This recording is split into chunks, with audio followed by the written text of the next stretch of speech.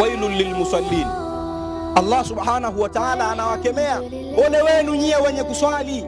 Yani mtu anaswali lakini anaambiwa ole wako, kwa maana adhabu kali itakufikia. Watu gani? Alladhina hum fi salatihim sahun, wale ambao katika swala zao wanajisahau. Saizi anaswali, baadaye anamwachia Mungu, anaswali anavyotaka yeye mwenyewe. Allah anawaambia ole wako, ole wao watu ambao wanaswali kwa design kama hii. Je, wale ambao hawaswali kabisa? Au je, wale ambao wanaswali vile ambavyo wanataka wenyewe? Hebu fikiria, leo Ijumaa umekuja masjidi umeswali, lakini kesho Jumamosi unaacha kuswali, lakini kumbe Jumamosi ndio muda wako wa kuishi duniani unamalizika.